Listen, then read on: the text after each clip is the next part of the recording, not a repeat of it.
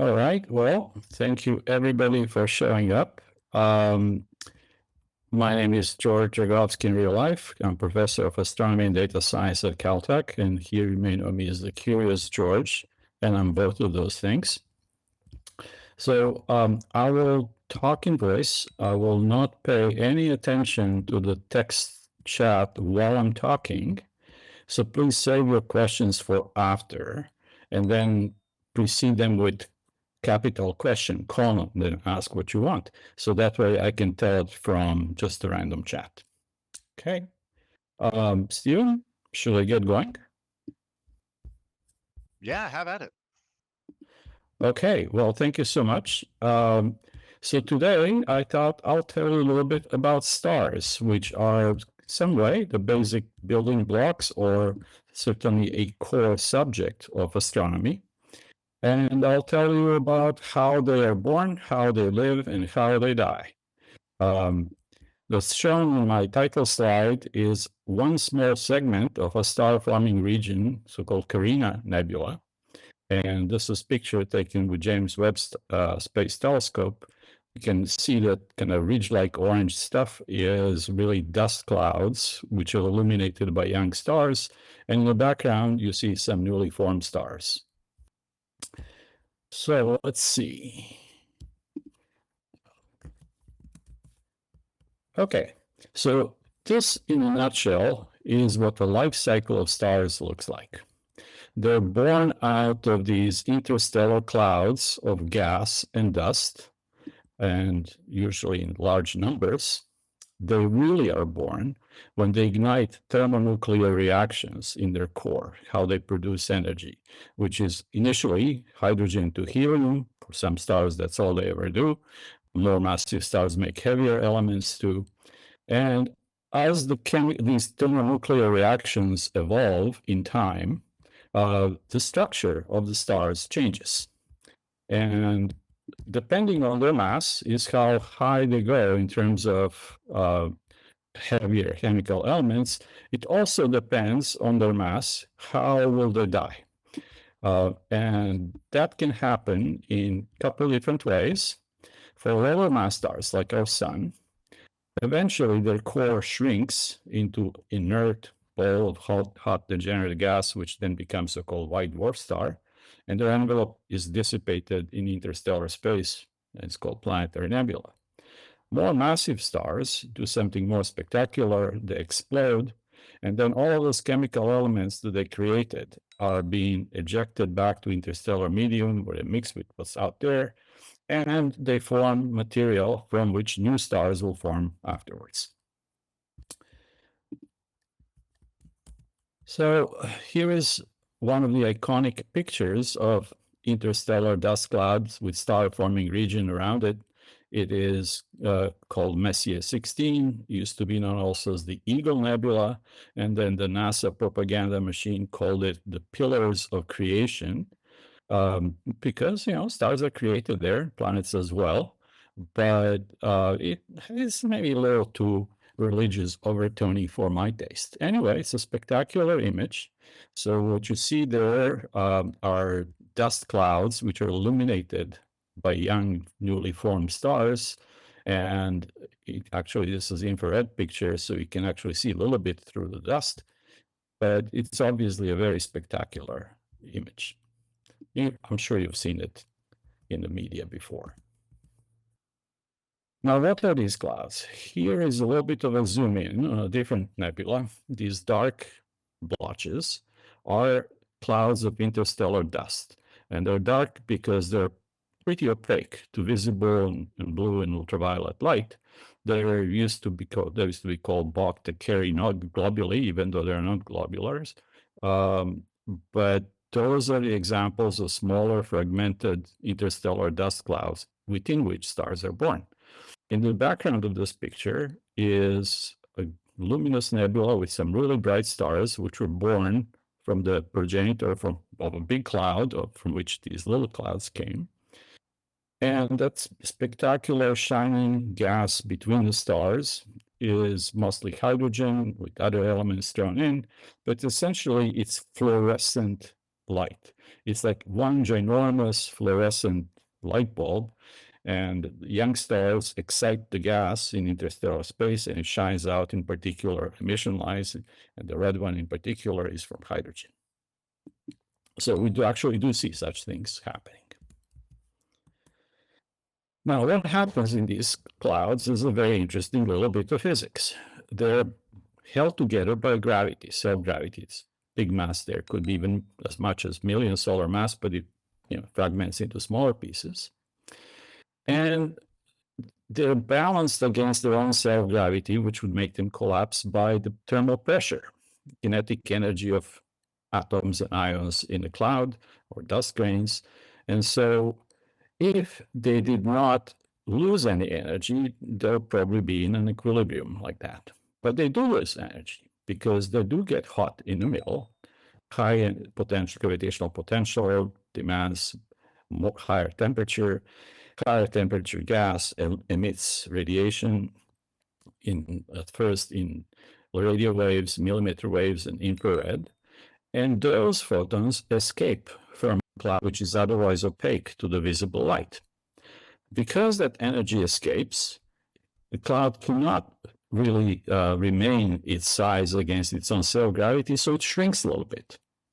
Because it shrinks a little bit, the potential well in the middle is deeper, and so it requires more kinetic energy to balance it, which means it gets hotter in the middle. But because it gets hotter, it emits more energy. And so we have a circle of collapsing, getting hotter, emitting more radiation, collapsing some more, and eventually the cycle stops when there is a different source of energy inside the core of a forming protostar. And the different source of energy is the thermonuclear reactions. At that point, they balance the thermal energy loss from the shrinking cloud, and the whole thing stabilizes and becomes a protostar.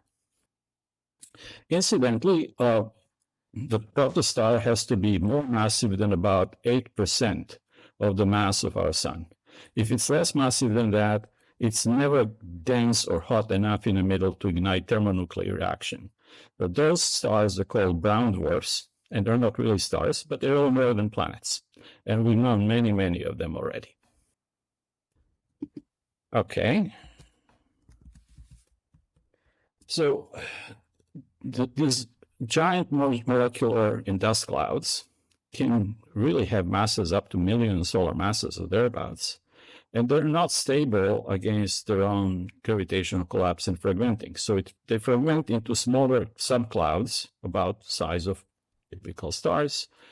But because the whole cloud is so big, you don't make one star at a time. You make hundreds or thousands of them, sometimes even more. And when those stars ignite and their energy starts escaping from their photospheres, they clear out the gas and the dust. The dust evaporates, the gas gets pushed out, and you get things like this. You have a cluster of brand new young formed stars, and the radiation is slowly clearing out that placental cloud from which they were born. In that intermediate stage, that those stars ionize the gas around them. Again, you see this beautiful fluorescent emission.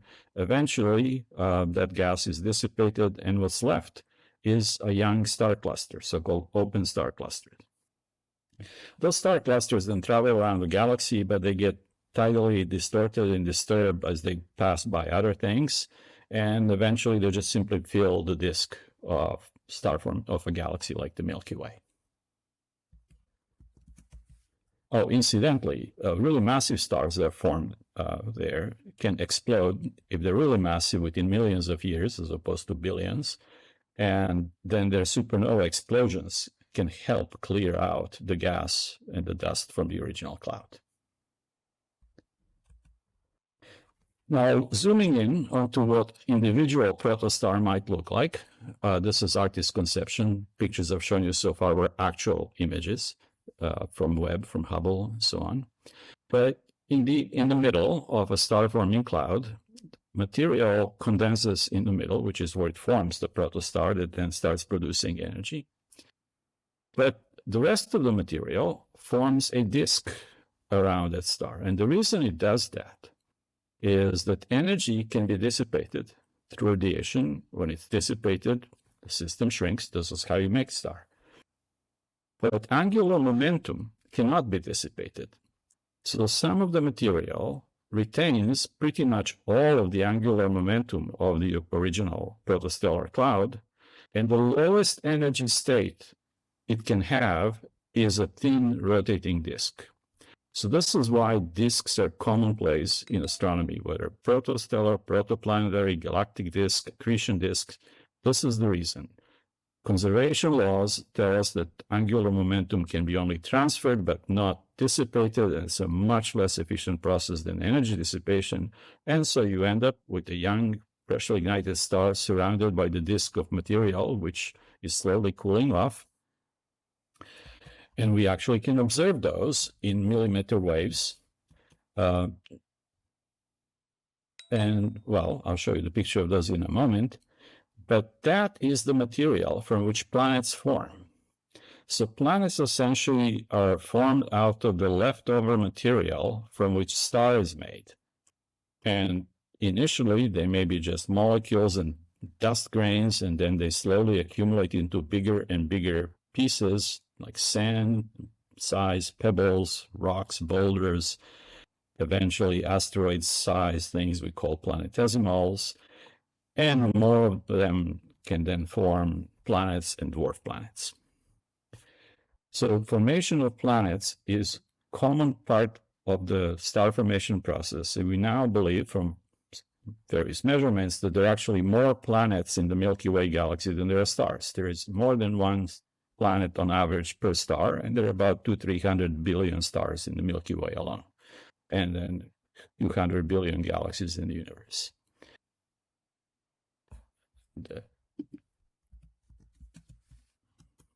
So here is the picture I just mentioned earlier. These are actual images, but not in the visible light, but in millimeter waves obtained by the radio interferometer called ALMA, which is based in Chile, in the Atacama Desert. The colors are false colors. They're coded to intensity. But you can see that you are looking at disk-like structures with bright source in the middle. And you also notice the rings. Or rather, what you're seeing are gaps between different parts of the disk that look like rings. Those gaps are product of star formation, planet formation, because once you have a planet, massive planet, be it Earth, Jupiter, or what have you, it goes around its parent star, and it accretes the material it encounters. So it sort of vacuums up everything that's in that same orbit and grows. So planets grow, clear out their orbital path. What's not assembled into a planet yet is those leftover rings that you see. And in our solar system, there is one of those left, and that's what became the asteroid belt. But the whole picture of star and planet formation is now fairly well established and supported by observations. Okay, so what about those planetesimals? Well, some are assembled into planets, but some remain. In our solar system, those are the asteroids and comets. Asteroids are rocky ones, and they're in the inner part of the solar system. And comets are mostly composed of ice, water ice, and other light elements. And the reason for this is just mass aggregation. The energy from young sun pushes out lighter elements and molecules to outer solar system, not the rocks. Rocks are not easy to move just by radiation pressure, which is why the inner part of the solar system are rocky planets, Mercury, Venus, Earth, Mars. And then the outer parts of the solar systems, you have Jupiter, Saturn, Uranus, and Neptune. And then further out in the solar system, you have what we now call dwarf planets, Pluto, and any number of so-called Kuiper belt objects that have been discovered over the last couple of decades. Well, we call them dwarf planets because they're small, right? But they're still planets. There was this big kerfuffle about, is Pluto a planet? Well, yes, it's a planet, but not the same kind of planet as we have the inner solar system, like Earth, or the outer solar system, like Jupiter. It's a third kind of a planet, icy dwarf planet, because you can take all of those dwarf planets in the solar system, put them all together inside the shell size of the moon that will still rattle around and have plenty of space left. They really are small, but they're planets. Even some asteroids look like little planets. Anyway, these are the real pictures from various space missions, and some of those occasionally get kicked towards the inner solar system. That's where meteors come from. That's where asteroids that cause mass extinctions come from, or comets for that matter. And the same thing happens everywhere else in any other forming stellar or planetary system. Now, remember, stars and planets are formed in these giant clouds. It's a pretty messy situation, a lot of objects moving around. So some of these little things will get ejected from their parent planetary system due to gravitational interactions. And that creates interstellar asteroids and interstellar comets, which then, as the star cluster dissipates, they too will dissipate and just float around galaxy. And sometimes some of them will come into our solar system or anywhere else. And so far, we have seen 3 of those. Their first was called Oumuamua. Then this, and it wasn't clear it was a comet or an asteroid because it just came in too quick and people couldn't react very quickly to it. We knew such things would happen, but they're extremely rare because interstellar space is very, very big. So chances of any one of them passing through solar system at any given time are very small. But then since then, people doing sky surveys have been on the lookout, and 2 more have been found. One is called Borisov, and the third one is called Atlas. And Atlas is the one where my old friend Avi Loeb went crazy about and started thinking it's interstellar spaceship, but that's a whole another story. Anyway, interstellar comets and planets are actually expected, and we have seen. All right, now let's turn to how stars, once they're formed, how they work. There are 4 important factors involved. First, they're pretty much in hydrostatic equilibrium. The gravity and the thermal pressure have to balance each other. Not absolutely exactly, which is why stars evolve. After all, they form out of equilibrium. But once they form, they can stay more or less quasi-stationary state for billions of years. Our sun has been doing this for about 4.5 billion years now, and it's got another 4 or 5 billion years to go before something changes. So that's the hydrostatic equilibrium, gravity versus pressure. The second part is thermal equilibrium, which is that as much energy as is generated inside the star has to be radiated away. And by and large, for most of the stellar life, that's the case. It's only violated really at the end of the stellar life, which is what tends to lead to stellar explosions. The third factor is how the energy was made. And I already mentioned that this is done by fusing lighter elements, starting with hydrogen, making helium, and then if there is enough density in temperature and pressure, heavier elements than that. That happens in the stellar core, which is, roughly 10, 20, 30% of the stellar radius. And then that energy has to go out. But the star is opaque. Stars are not transparent. I mean, that plasma that constitutes stars scatters light. And so there are 2 ways in which energy is transported from the stellar core, where it's made, to interstellar space, like sunlight. And those are radiation and convection. And I'll come back to those in a moment. So 4 conditions: hydrostatic equilibrium, gravity versus pressure; thermal equilibrium, how much energy you make is how much energy you have to send out; third, how energy was made through nuclear reactions; and fourth, how does it get out of the star. Those are formally encoded in so-called equations of stellar structure, which I will not show you because you don't need to know them. But when we solve those, and they're done numerically, not analytically, this is what generates stellar models, which we then use to predict how stars evolve.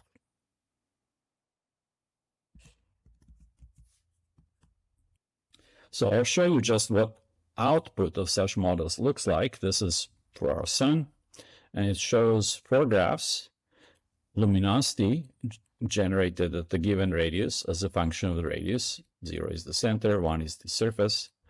How much mass is contained within that radius. And on the left, those 2 diagrams, you see that pretty much all of the solar energy is generated within the central 20% of its radius, which is 20% cubed fraction of its volume.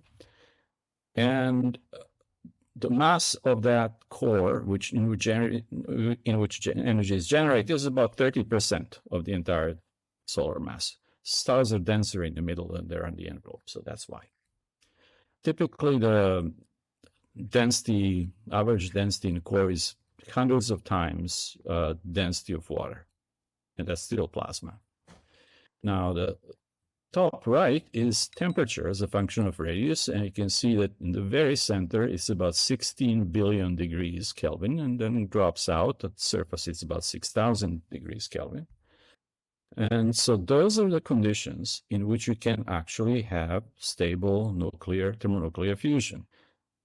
Tens of billions of degrees, densities of hundreds grams per cubic centimeter, and so on.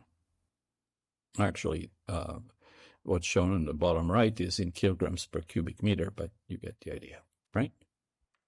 So that is how we actually understand how stars work. Now, a few words about the thermonuclear reactions. Right. Atomic nuclei are composed of protons and neutrons. The number of protons tells you the atomic number: 1 for hydrogen, 2 for helium, 56 for iron, 92 for uranium. And they have a comparable number of, or slightly larger number of neutrons associated with them.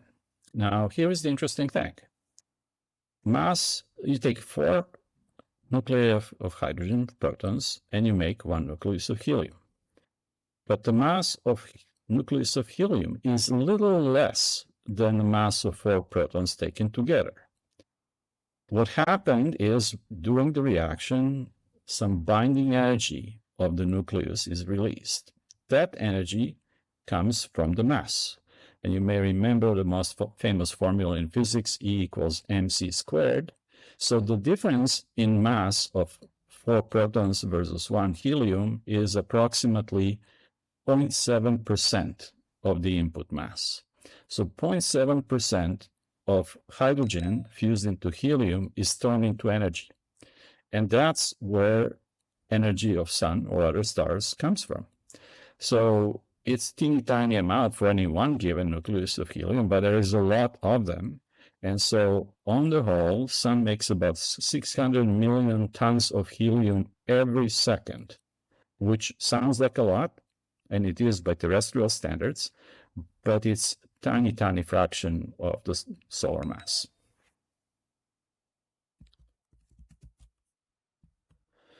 Now, how does the energy get out? Okay, I mentioned the 2 ways. Radiation diffusion, and it's diffusion because the photons that come from middle of star, which are originally just gamma rays, do not get straight out.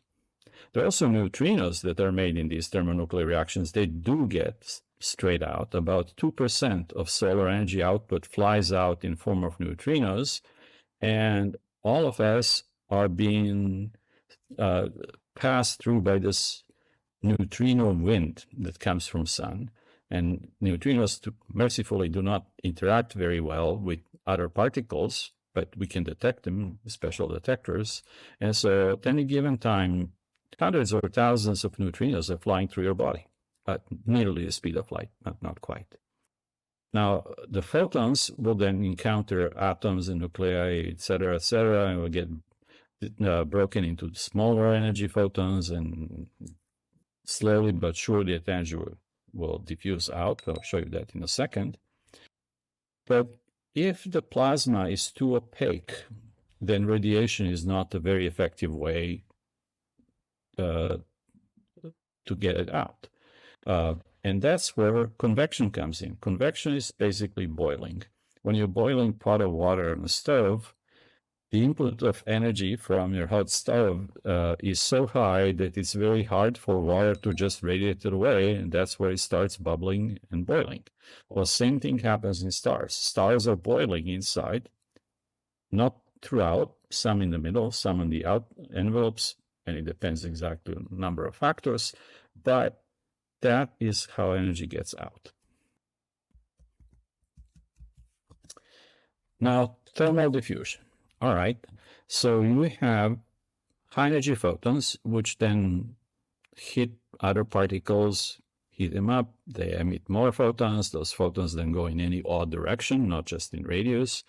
And long story short, it takes about 250,000 years for energy made in the solar core to actually emerge in the solar photosphere.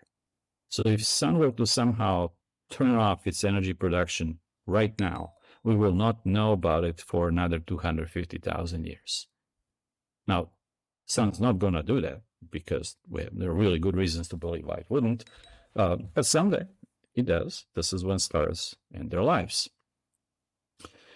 Okay, so again, if plasma that makes bulk of the star, all of the star basically, is too opaque for light of any given frequency or wavelength to pass through, convection becomes a more useful way or a more effective way to get this energy out. Because remember, as much energy as you make in, that's how much energy you have to radiate away at the surface. Now, how much of what depends on two things. Depends on mass of the star and depends on its evolutionary stage. For a very massive star, during most of its lifetime, the core is so opaque that it's convective, and bulk of the envelope is radiative. The lower or intermediate mass star like Sun has radiative core and most of the volume, but a very convective envelope. And a very low mass star is entirely convective because they're too cold. Colder plasma is more opaque, and therefore convection is by far the most preferred way of moving energy out. Well, what happens with stars where you have convection in the outer layers? That causes stellar activity. Here are pictures of the sun in visible light, in ultraviolet, and in X-rays. And you can see there are all these bright spots, there are solar flares, there are dark spots, those are sunspots. There are these things called prominences and protuberances, because in addition to the energy, there are magnetic fields inside the sun, and they're kind of tied together with plasma. Plasma is essentially electricity, but well mixed, positive, negative, and magnetic field tends to be frozen in such a material. But nevertheless, as it moves out, those magnetic fields also move out. They trap the plasma, and then you can get things like the one shown on the left, prominences that look a little bit like magnetic fields of force. That's not an accident. And since they're being pushed out by energy transfer, they go off into the interplanetary space, and those are called coronal mass ejections. So that's what generates solar wind, and all stars do that. Solar wind then sends energy and magnetic fields out into its planetary system. When one of those hits the Earth, and they do all the time, that's what causes, well, things like polar lights, which look pretty, that's where the energy goes. But also the magnetic fields mess up with Earth's magnetic field and cause what we call geomagnetic storms. Now, Earth's magnetic field is a really important thing, not just for navigation, but it protects us from most of the energetic particles that come from the sun, solar wind. If it wasn't for solar wind, we'll all be dead from skin cancer a long time ago. So if you mess up with Earth's magnetic field, yeah, you can create a lot of trouble. And sometimes there is gigantic solar activity events, which can really mess up things. There was one in UK, oh, forget, over 100 years ago. But they do happen. And because we're talking about magnetic fields and electricity, they can mess up power grid. They can mess up with any electronics you may have. If a really big one happens now, it will fry all of our satellites, including all of the GPS, all of the satellite-based communications. Any astronauts in the orbit will have a really bad day. And it does happen, but the big ones don't happen all that often. So this, in fact, may be one of the factors which determine whether or not life develops and survives on planets around stars that are convective in the outer regions. One of my colleagues, Greg Hallinan, has been working on that. And the low mass stars, which are highly convective, can have phenomenal flares. Solar flare might increase solar brightness by 0.1%.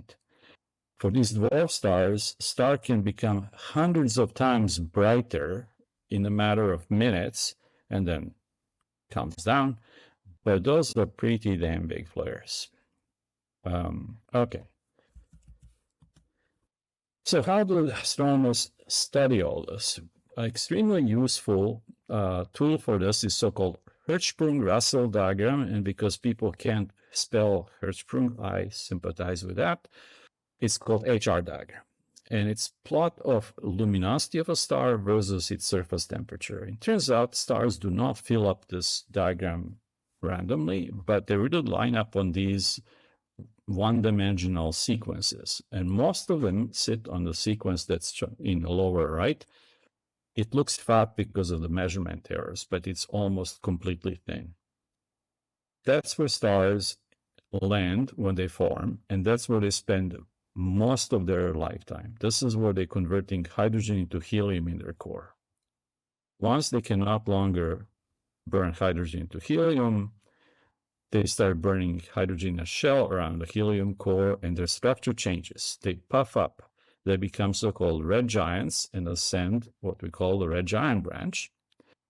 Now, if they're not very massive, like Sun, at some point, they'll just stop making energy, dissipate the envelope, the core becomes white dwarf, envelope becomes planetary nebula. If they are sufficiently massive, then they will ignite helium burning into carbon and move to the thing on the left called the horizontal branch, and so on.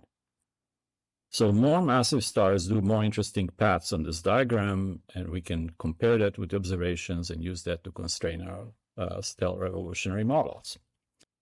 But bulk of the stellar lifetime is spent on the so-called main sequence, and every subsequent stage lasts less because thermonuclear reactions that define that sequence go faster and faster and faster. And I'll give you an example of that in a bit. Okay, so what happens with star like Sun? Okay. When it fills up its core with helium, there is no more hydrogen to burn in the core. So core doesn't generate energy. And hydrogen still burns in a thin shell around that helium core. But that then changes things. And as I said, the envelope puffs up, becomes more opaque, expands, becomes very convective. And so for low mass stars, that's pretty much all there is. For more massive stars, you can then have ignition of helium, carbon, and higher elements. And this is a process that we understand fairly well altogether. The most massive stars drive the most significant stellar winds. There is so much energy coming out of them that they essentially blow their envelopes away slowly, and then in the end explode.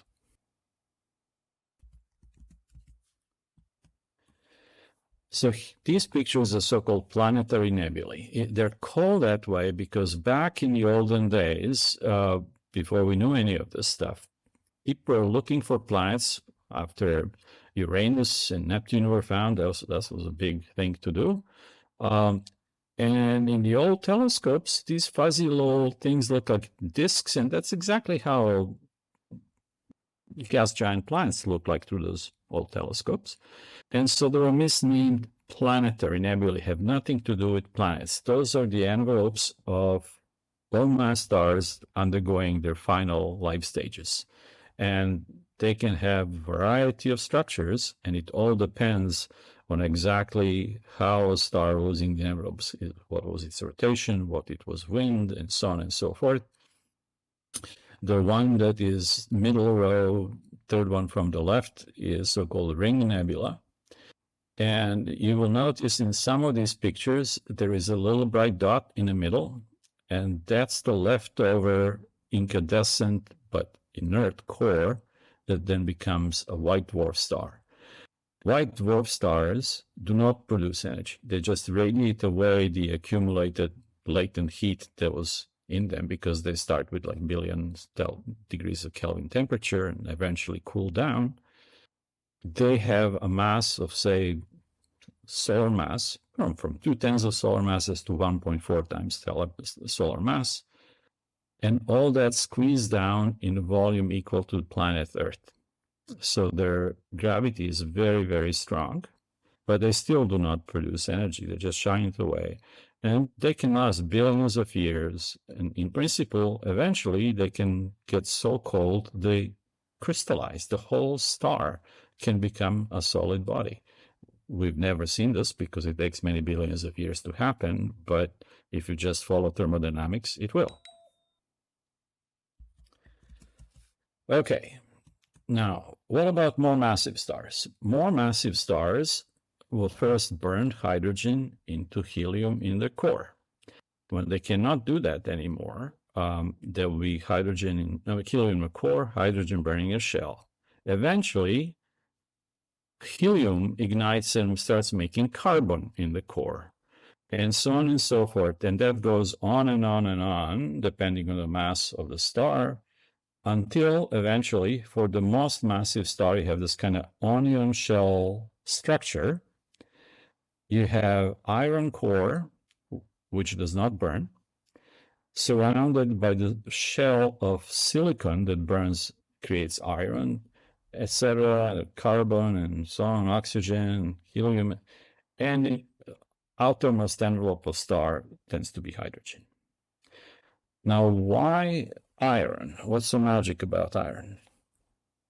Well, remember, I told you that if you have light elements like hydrogen burning to helium, the mass of the product is less than the mass of the input components, and that is the energy that gets to be radiated away. So for the lighter elements, combining them into heavier elements produces energy. By far the most of it hydrogen to helium, but with every subsequent stage still makes them marginally less and less until you get to iron. Heavier than iron, the opposite happens. The more massive nuclei generate energy if you break them into smaller ones. And the apex of that curve is iron. It's the most stable one of those. Well, this is why the atomic energy, fission energy, uses heaviest elements they can, like uranium or plutonium, because that's how you get most of the atomic energy, by breaking those nuclei into smaller ones, and that's where nuclear reactors and atomic bombs come from. On the other end, low mass end, that's where hydrogen bombs come from, fusing hydrogen into helium. But anyway, iron is for complex reasons, the peak of stability, and it cannot burn anymore in any quasi-stationary process like that. I'll mention that subsequent stages of this thermonuclear evolution are faster and faster.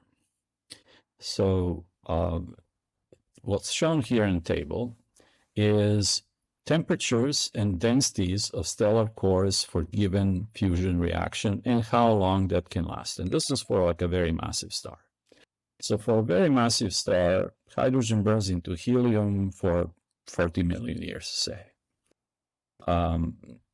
So for about 7 million years. That's the most massive stars. For Sun, it's almost 10 billion years. Then for helium, burning into carbon, it's an order of magnitude less. And then carbon into neon and oxygen and so on and so forth goes faster and faster and faster. Silicon burning into iron takes a day, after which star will explode, because it will take a quarter of a second for that to happen. And then the supernova explosion happens. So stellar evolution is essentially a sequence of thermonuclear reactions in the stellar core, and the heavier you go, the faster it happens. And in the end, it ends with a nice explosion. So this is what happens. You have eventually a inert iron core. It's not producing any energy, and therefore there is nothing to hold it against its own self-gravity, and the core starts to collapse. As it collapsed, iron is broken apart into protons and neutrons, and protons and electrons combine to make neutrons, creating neutrinos and extra energy. And basically, that iron core transforms itself, most of it, into pure neutron material. But that shock then that creates inward shock that then reverses and starts pushing material out. And it's that outward going shock that is in part driven by neutrinos that are captured with so incredibly dense material that happens here. That's what explodes the star. So there is innermost core, which did not explode, which collapses into one of the two outcomes about to talk about, and most of the star is just blown apart by this explosion. And that's what happens in supernova explosions.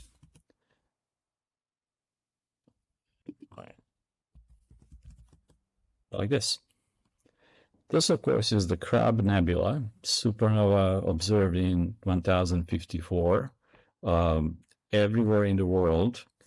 It's famously been noted in China by Chinese astronomers, but everywhere else, like in Native Americans, in Chaco Canyon, and so on and so forth. For a long time, there was puzzle why there was no mention of it in the European records of the time. And that's not quite true. Some records have been found in obscure monastery chronicles and stuff like that. But there was an interesting possible explanation, because that supernova was visible by naked eye, even during the daytime. And that just didn't fit well with church dogma of the skies being unchangeable and perfect and God created, and you can't have suddenly, a really new star. And since that didn't quite fit in the prevailing dogma, people didn't want to write it down. So there was a scene in one of the books, I forget which one, in which an astronomer talks about this in a planetarium and says something to the effect, the dark age is a cold dark, not because the light fails to shine, but because people refuse to see it. Anyway, two possible outcomes of this are neutron stars or black holes, ever popular black holes. So remember that iron core has been all broken up by the gamma rays and whatnot, in essentially turned into pure neutronium, if you will. So for stars that are typically in range of between 8 to 25 solar masses, that's the outcome. You make a neutron star, which is typically 2 or 3 solar masses, but 1.4 solar mass is an interesting number, and a lot of them end up in that. Less massive than 1.4 solar masses are not neutron stars, they're white dwarfs, that I mentioned earlier. But now this material, which can be more massive than the sun, twice massive than the sun, is compressed into a ball of neutrons that's about 10 kilometers in size. So it's typical size of a small city or town, like Pasadena, for example. And it has 1 or 2 solar masses worth of stuff. So that's pretty dense. like one ginormous atomic nucleus. They have structure, but never mind. They also inherit angular momentum of the core, stellar core, which collapsed to make them. And because they shrink, they start spinning fast. You may recall from your elementary physics, like when a figure skater, when they bring their arms close, then they start spinning faster because angular momentum is conserved, and it depends on the radius and so on. And they also inherit all of the magnetic fields of the plasma in the core. So you have a ball of neutron material density that's 15 orders of magnitude larger than, say, density of water. And it's a pretty extreme object. You start seeing relativistic effects and all other kinds of stuff. So let me just give you a little bit of history. What about this? Neutrons as particles were discovered in 1932. And 2 years later, already astronomers like Walter Baade and Fritz Zwicky at Caltech speculated that that is exactly what can explain supernova explosions, because they've studied supernovae. They figured out supernovae are something that's much more dramatic than ordinary novae, which are just highly variable eruptive stars. And they did speculate correctly that a supernova produces a neutron star. They didn't know about black holes quite yet. So that was more or less accepted for a while, but there was no direct evidence for neutron stars until 1960s, when radio astronomy really began.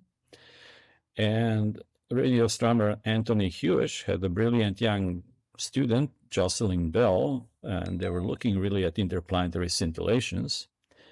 And Jocelyn found sources on radio sky that appeared as periodically spaced pulses with periods of some milliseconds or tens of milliseconds. That was surprising, because up until then, nothing in astronomy was changing that fast, because it takes time for big things to change. And so it implied we're talking about something small and so on. At first, they thought maybe these are signals of extraterrestrial intelligence sending us one dot Morse code, but they quickly figure out, no, it's not. It's the neutron stars, because they're small enough to spin at periods compared to what's observed. Notoriously, Hewish and another radio astronomer, they're real pioneers of radio astronomy, got Nobel Prize. Jocelyn, who actually found the pulses, didn't. But she got celebrated quite extensively later on, and she won one of those breakthrough prizes. Nobel Prize, which these two guys shared, is only $1 million. Jocelyn got $3 million breakthrough prize. I had fortune to meet her. She's a very, very nice person, very friendly, and not at all vain about her achievement. Back then, they were using chart recorders, like the strip that I was showing you down there. Since then, pulsars became a big industry. There are now different kinds. The fastest ones spin at about a millisecond, and so on. Well, okay, what do they do? Remember, I told you they spin fast because they inherited angular momentum of stellar core. They also have strong magnetic field because they inherited that too. Magnetic fields accelerate charged particles. This is how all particle accelerators work.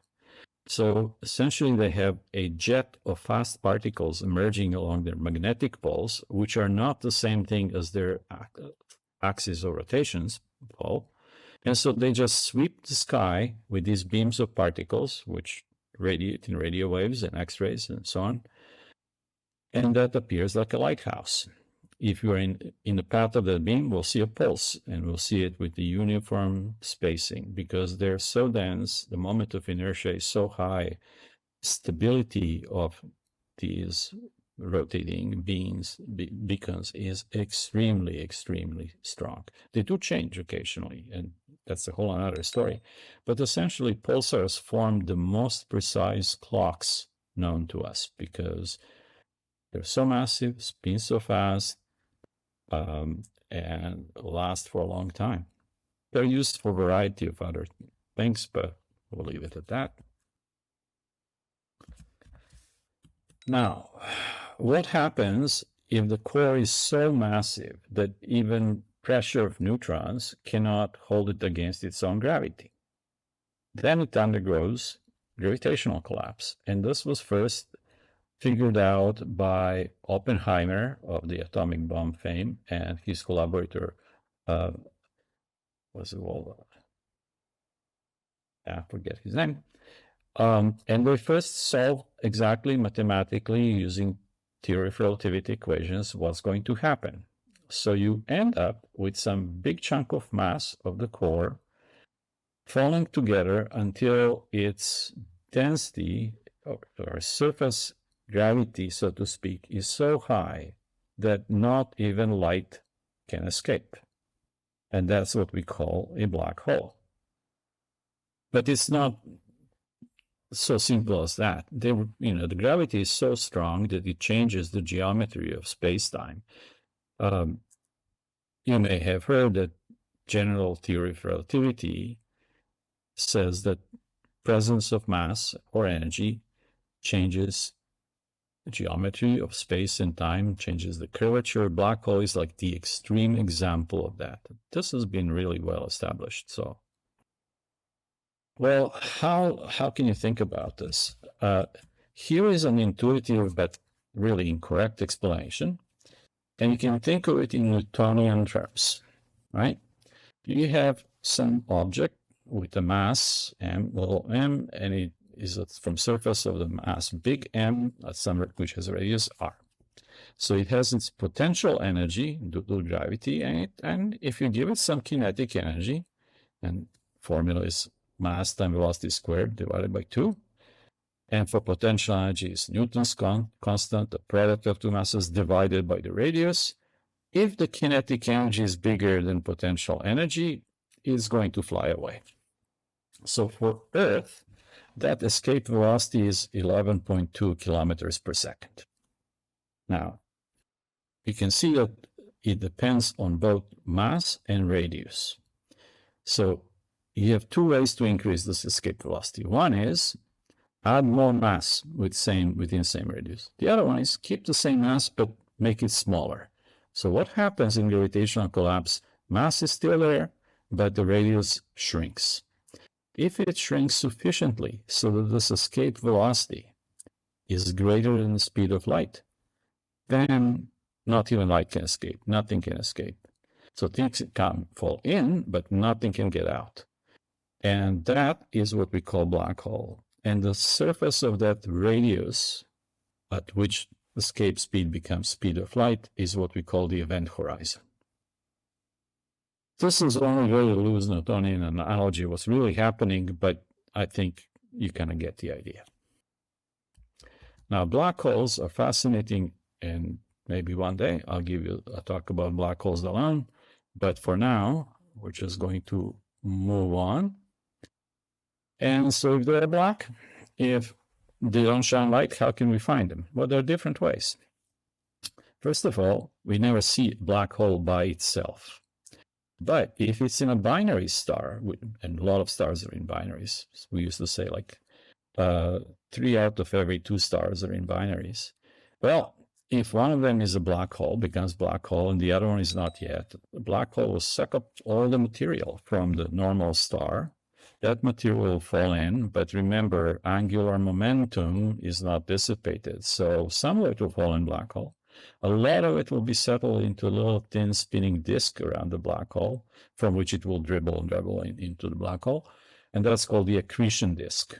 So as the material comes in, hits the disk, heats it up, that disk gets to be really, really luminous. And that can happen with pairs of black hole and a normal star. It also happens with neutron star and normal star and so on. But in centers of galaxies, we have gigantic black holes that can be billion times solar mass. They're not made from stellar explosions, at least seeds might be, but not the whole thing. And they can outshine the entire galaxy by factors of thousands from just the secretion into a disk. So just going back to the stellar origin black holes, we've seen hundreds of them through this process. If we follow the stellar evolution, we know how many stars are made per unit time, how many are massive, et cetera, et cetera. We estimate there are currently about 100 million black holes from massive stars in our Milky Way galaxy alone.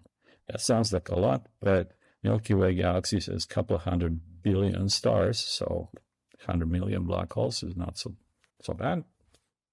And there are now new ways actually finding them through their effect on other objects nearby or even gravitational lensing.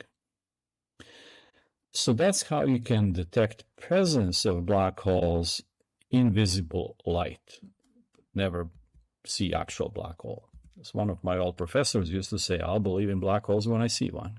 Well, he was a little too conservative about that. The new way of doing this is you can see them through gravitational waves, so to speak. Black holes are essentially gravity sources, huge gravity sources. Now, if it's just sitting there by itself, that doesn't help you much. It can be detected to gravitational lensing of objects behind it. But just as stars can come in binaries, well, sometimes some binary stars can, both components are massive enough to make a black hole. And you end up with a binary black hole, that's the end product of the evolution of the two progenitor stars. They'll spin around common axis, but they'll start losing energy. Even though they don't radiate any light, they still radiate gravitational waves. Because they're losing energy to gravitational waves, the orbit shrinks and shrinks and shrinks, and eventually two black holes merge. The gravitational waves that they emit up until that moment are pretty low intensity, but as they approach the merger and merge, you see a burst of gravitational waves, which we now can detect with interferometers like LIGO and so on, and that resulted in a Nobel Prize a few years back, deservedly so. So now we can actually observe the sky not just in electromagnetic radiation, but in gravitational waves as well. And that has resulted in all manner of very exciting, interesting science. So we can actually kind of see black holes. Now here is a diagram that people who detect gravitational waves made. It's called masses in stellar graveyard. What's shown here are, there are always three dots in a vertical line. The two lower dots are the masses of the two objects that merge, and the top one is the mass of the object that was generated by the merger. The blue ones are for black holes. The yellow ones are for neutron stars. That is another interesting story, but let's just focus on the black holes. The scale on the left tells you the masses in solar mass units. And if you squint and see that, we're talking about tens of solar masses in black holes. Now, when two black holes merge, they lose about 10% or so of the initial mass of the two black holes through gravitational waves. And that is a lot of energy. This is why we can actually detect these gravitational wave bursts. So that's part of so-called multi-messenger astronomy. Astronomy used to be all about electromagnetic waves, light, radio, X-rays, whatever. But now we also have gravity waves. We also observe high-energy particles and neutrinos, and all that kind of combines to give us a much better picture of what physical universe is like. All right, so what happened with the envelope of that exploding star? Core becomes neutron star or black hole, but the bulk of the mass of the star is now exploded and sent into the interstellar space. And that's where all those chemical elements that have been cooked up in stellar interior, and some of them during the explosion itself, are being sent out to interstellar space and mixed with all of the material that's already there.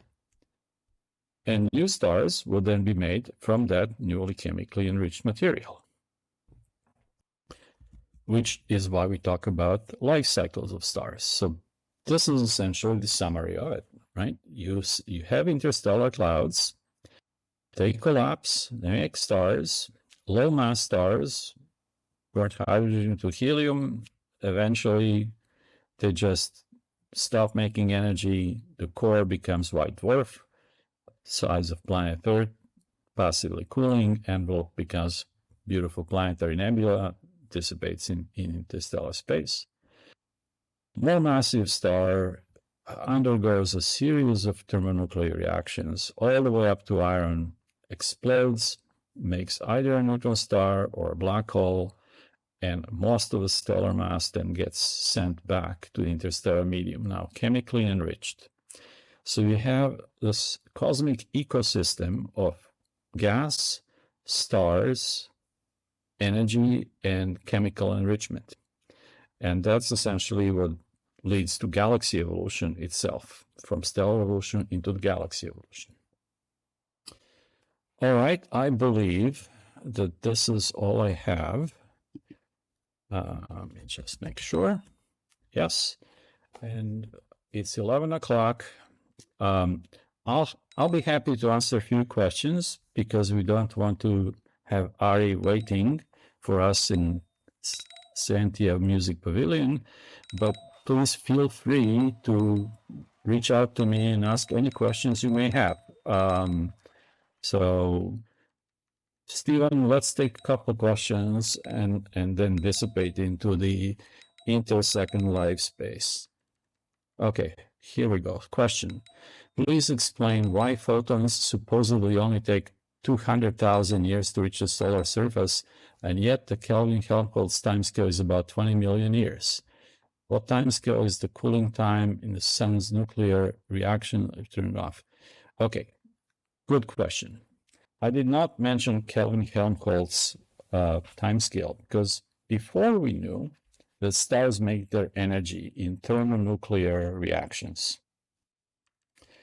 the only thing people could think of is that, well, they have a binding energy and they're shrinking, and shrinking makes them hot, and that heat, which is exactly what happens with protostars, is the source of stellar luminosity.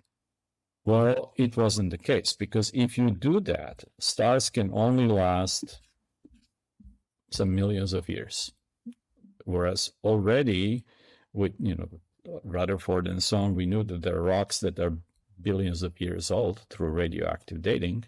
And so it became very clear by 1930s that it's not just this radiation of binding energy, but there is a genuine new energy created through thermonuclear reactions. Now, the question of timescales is, well, that so-called Kelvin-Helmholtz mechanism, if you just start with the mass of the sun and let it shrink and radiate the energy away, that does end up being something like tens of millions of years. As far as I know, that is not taking into account anything about efficiency of radiation or opacity or any of that. In fact, protostars collapse exactly at Kelvin-Helmholtz timescale because that radiation escapes from protostar because it's sufficiently long wavelength. It doesn't care about dust. But yeah, if somebody were to actually bother to do proper computation, that too will take longer for the same reason.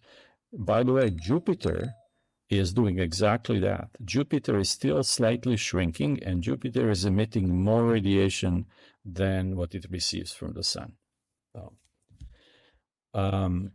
okay, let me just see. No other questions. Everything was crystal clear. Wonderful. Okay, well, please join us at Scientia with Maestro Ari playing piano in our music pavilion. And again, reach out to me whenever you want if you have any questions about any of this stuff. So thank you all for coming again.